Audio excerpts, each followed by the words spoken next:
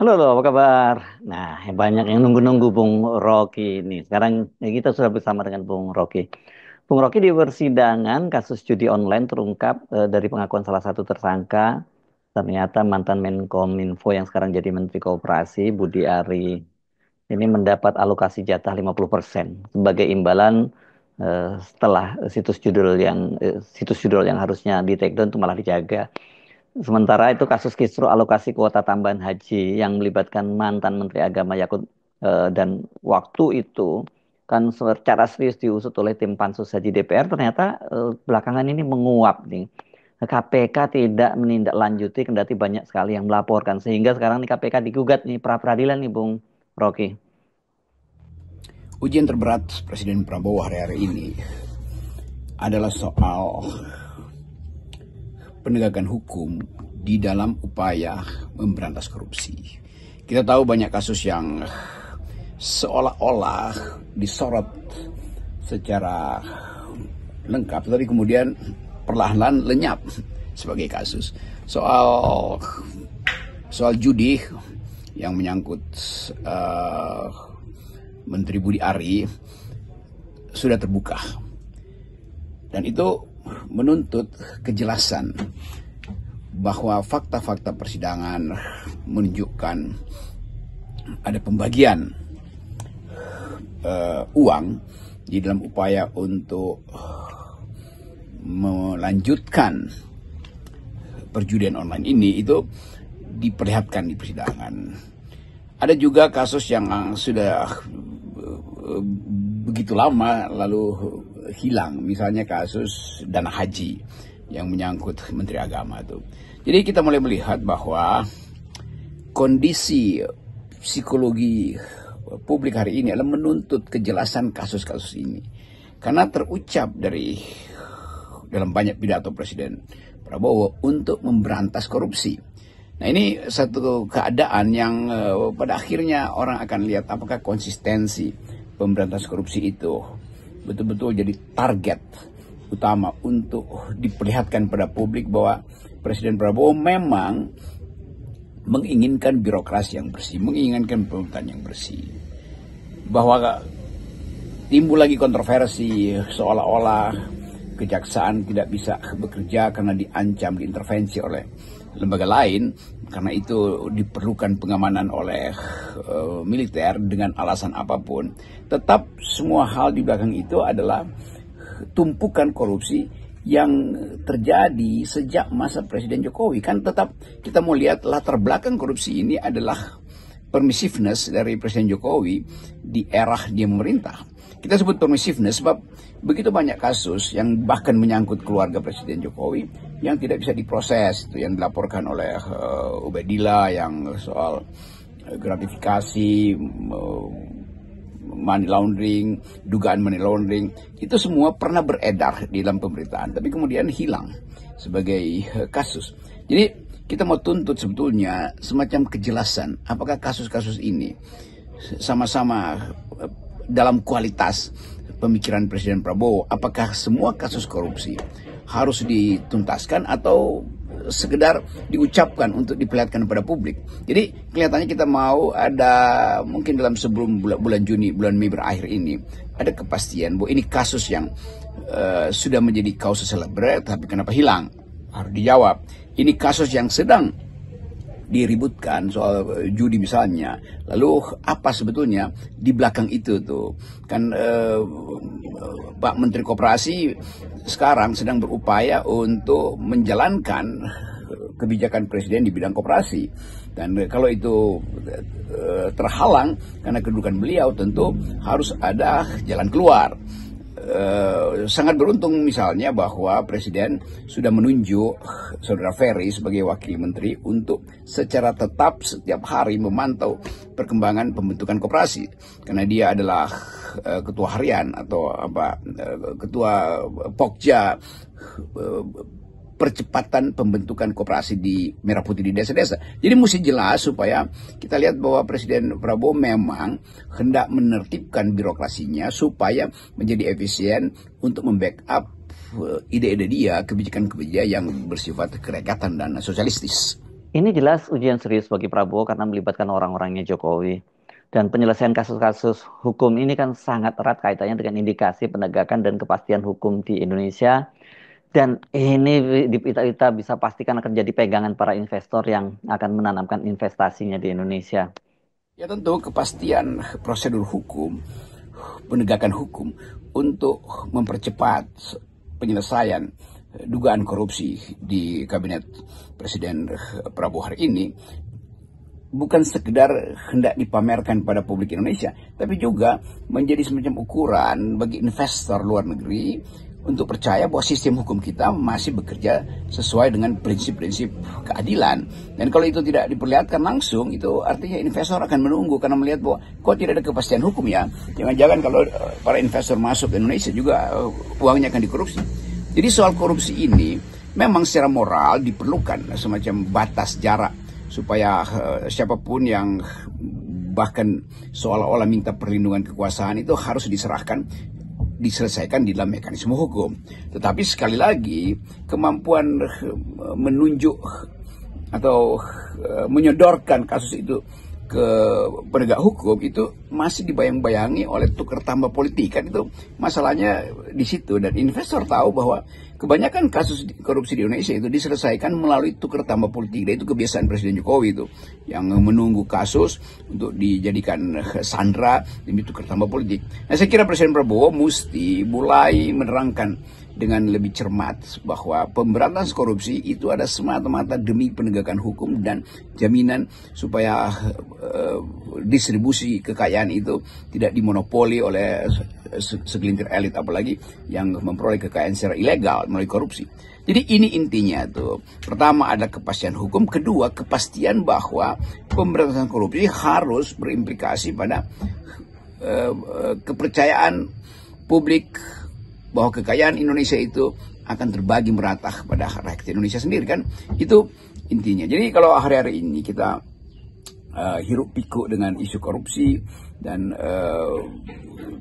Presiden Prabowo tentu harus mempertimbangkan di dalam upaya untuk memelihara kepercayaan publik, apakah secepat-cepatnya dilakukan reshuffle, dan saya kira itu yang masuk akal supaya ada semacam keadaan yang memungkinkan publik merasa oke, kendati Presiden Prabowo harus menghitung untung rugi politik dari reshuffle hari ini, tetapi demi prinsip keadilan dan demi memenuhi rasa keadilan publik, maka menteri-menteri yang bermasalah itu harus direshuffle, kan itu dasarnya kan.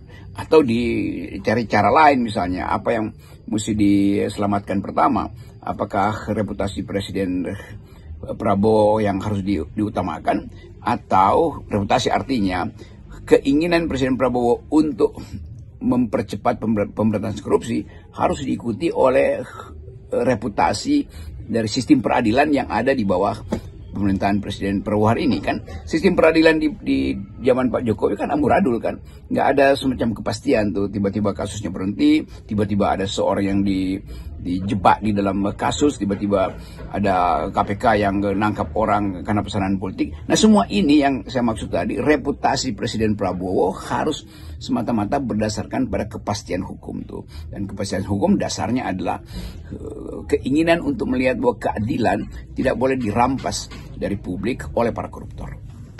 Kasus yang membelit para menteri di era Jokowi, apalagi mereka yang sekarang ini masuk lagi ke kabinet Prabowo seperti Budi Ari, ini kan menjadi ujian dari kredibilitas Pak Prabowo.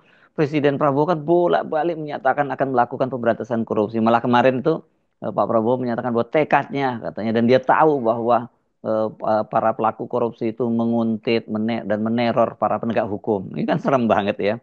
Ya, intinya adalah kepastian bahwa kabinet itu tidak dihuni oleh para koruptor. Kira-kira itu. Siapa yang meminta itu? Ya, opini publik yang meminta itu tuh. Dan permintaan opini publik itu sudah berlangsung sejak Presiden Jokowi, tetapi tidak pernah menjadi semacam penyelesaian tuntas. Ada penyelesaian, tapi penyelesaian politik, kan itu yang menjengkelkan bahwa Presiden Jokowi menyelesaikan kasus korupsi itu atau tidak menyelesaikan karena pertimbangan politik. Kan nggak boleh begitu. Korupsi adalah satu extraordinary crime. Tidak boleh dia diasuransikan pada tukar tambah politik. Premi politik tidak boleh dipakai untuk menyelamatkan seseorang yang di dalam proses hukum sebetulnya harus diseret ke pengadilan. Jadi sekali lagi kepastian itu yang diinginkan oleh publik itu, dan kepastian itu yang juga hari-hari ini sedang diujikan pada Presiden Prabowo. Sejumlah menteri terindikasi, sejumlah pejabat tinggi juga diduga kuat ada di belakang kasus-kasus korupsi, dan Presiden Prabowo sudah bicara panjang lebar soal kejaksaan, soal Pertamina, soal macam-macam isu yang macam-macam kasus yang pernah ada di publik dipastikan akan dikembalikan ke jalur hukum, akan dibongkar kembali kasus itu.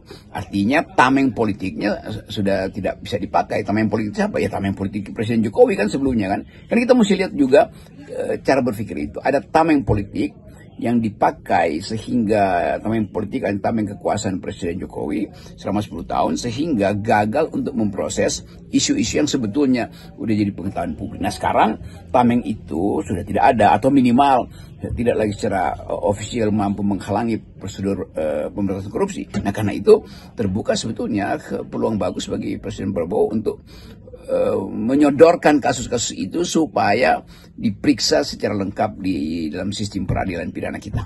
Nah itu sebetulnya ya jalan keluarnya cuma itu. Kalau Presiden Prabowo menginginkan reputasi dia di dalam mengundang, terutama mengundang investor, itu bisa diselesaikan dalam semester ini, dalam bulan Juni. Sehingga bulan Juni orang menganggap atau investor melihat bahwa Indonesia penegakan hukumnya udah maksimal tuh, atau sudah optimal, sehingga bisa berbondong-bondong para investor kembali percaya untuk menanamkan investasinya di Indonesia yang sangat kita butuhkan sebetulnya. Budi Ari itu sampai saat ini belum berkomentar soal kasus ini, soal fakta di persidangan bahwa dia mendapat alokasi jatah 50%. Ini walaupun sudah ditanya oleh wartawan. Nah, padahal ini kan posisi dia sebagai Menteri Koperasi, kan dia sekarang juga punya pekerjaan besar ini. Membangun 80.000 koperasi merah putih, dan itu kan ada artinya ada uang besar juga di situ. Oh ya, tentu Pak Menteri Budi Ari sebagai Menteri Koperasi harus mengucapkan ke publik bahwa beliau akan mengikuti prosedur hukum ini. Saya kira Pak Budi sebagai aktivis juga mengerti bahwa kasus itu langsung atau tidak, atau bahkan secara langsung membebani psikologi Presiden Prabowo. Kan orang mulai melihat bahwa, atau bertanya bahwa koperasi hendak diagung-agungkan, dimuliakan, atau dijadikan fondasi perubahan sistem ekonomi kita, sementara menterinya punya masalah tuh. Jadi saya kira Pak Menteri mampu untuk menerangkan pada publik bahwa beliau sebagai Menteri Koperasi justru akan mengikuti prosedur hukum, dan saya kira urusan-urusan administrasi mungkin ada wamen, tapi wamennya Pak Ferry itu diminta justru untuk mempercepat pembentukan koperasi daerah. Jadi saya kira Pak Budi akan harus datang ke depan pers mengatakan bahwa kasus saya ini tidak akan menghalangi proses percepatan pembentukan koperasi merah putih. Saya kira bagian itu pun akan menjadikan kabinet Pak Prabowo dapat poin plus bahwa seorang menteri menganggap bahwa kasus dia itu harusnya bisa diselesaikan secepat-cepatnya sehingga tidak mengganggu upaya Presiden Prabowo untuk mempercepat wilayah yang sekarang kita sebut sebagai wilayah inti dari ekonomi Pak Prabowo, itu koperasi itu. Dan Pak Wamen pasti sudah sangat siap karena sebagai ketua harian atau apa istilahnya itu, yang secara khusus harus menyelesaikan program koperasi ini, pasti sudah membentuk timnya, dan ya tinggal satu langkah lagi koperasi itu betul-betul menjadi pembicaraan setiap orang di semua desa. Dan itu yang memungkinkan Presiden Prabowo memperoleh legitimasi, karena melalui koperasi tentu orang akan ingat bahwa rakyat kecil memang diutamakan oleh Presiden Prabowo. Anda sampai sekarang kan terus berkeliling dari satu kampus ke kampus lainnya di Indonesia ini. Apa sih persepsi mahasiswa, akademisi di kampus-kampus ini tentang pemerintahan Prabowo? Ya, saya masih mondar-mandir ke kampus-kampus dan bertemu dengan masyarakat sipil, para pengajar di banyak universitas, dan menganggap bahwa ada semacam kehendak kuat dari Presiden Prabowo untuk menjadikan koperasi sebagai sokok guru perekonomian. Dan itu saya kira inline dengan upaya untuk menjadikan Indonesia model baru sosialisme yang mengarah pada negara kesejahteraan. Tentu secara teoritis kita bisa bahas panjang lebar. Tapi sekali lagi kehendak itu yang harus ditampilkan mendahului kepentingan politik. Kehendak untuk menjadikan koperasi sebagai sokok guru. Dan itu inline dengan perubahan paradigma di sistem ekonomi dunia kan. Yang makin lama makin merasa bahwa growth itu akan membuat bumi ini rusak. Karena itu orang bicara tentang degrowth misalnya, atau varian yang lebih sosiologis, mengingat kembali ajaran Bung Karno tentang kemandirian, ajaran berdiri di atas kaki sendiri, ajaran Bung Karno yang menganggap bahwa masyarakat Indonesia itu harusnya memang menumbuhkan semacam sosialisme di dalam ideologi ekonomi. Jadi pembicaraan semacam itu masih ada di kampus-kampus. Nah, dalam kondisi itu kita dorong percakapan akademis di kampus dan kita dorong proses hukum untuk mempercepat mereka yang bukti-bukti awal atau fakta persidangan menunjukkan terlibat atau terkait dengan isu-isu korupsi. Saya kira itu. Salam akal sehat. Ya, salam akal sehat.